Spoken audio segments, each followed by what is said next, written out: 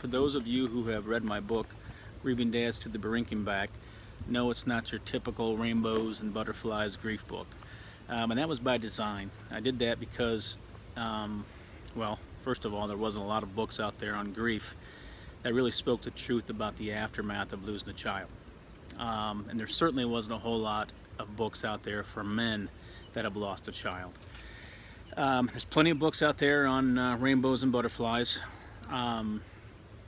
So that being said, I want to share a quick story that happened to me this week, and it is about butterflies.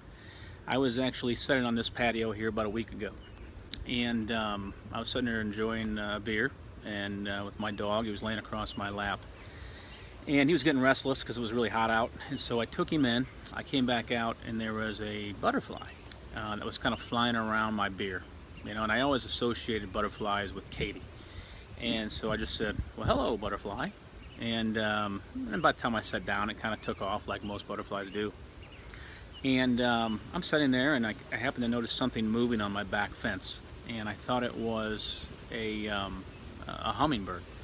So I was looking at it, and I realized it was the same butterfly that was up near my beer just a minute ago. And so I said, why don't you come visit me?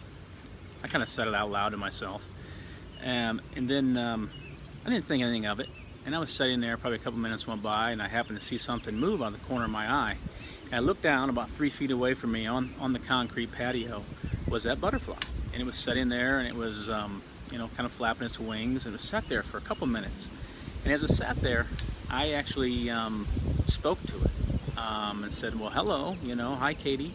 And just so I'm clear, I know Katie doesn't come back as a butterfly, but I do believe that they can communicate in different ways. And I do believe that that particular day, I was hoping, I guess at that point in time, I was hoping that she was communicating with me. And so as I sat there, I kept talking to her and tell her I love her, and you should come visit me, come get closer to me. And then I kind of looked away, and I looked back, and she was gone. But as I sat there a little longer, I looked down, and there was a butterfly sitting on my arm. That same butterfly was sitting on my arm, 6 inches from my mouth, and I just sat there and I spoke to it. Told her how much I loved her, told her thank you for coming to visit me, showing me a sign, and it was an awesome experience. And I sat there probably 2 or 3 minutes. I was able to capture a picture of her, or of the butterfly, and within a few minutes, it took off, and literally, it got about 4 or 5 feet away from me as it took off, and I lost sight of it. And once I lost sight of it, I never regained sight of it. It was gone. Didn't see it around the rest of the evening. So it was an excellent experience, and I was wondering if any of you have experienced anything like that and are willing to share it here on the blog. Any type of experience, not necessarily about butterflies or whatever, or situations where you think maybe your child was sending you a message of some sort.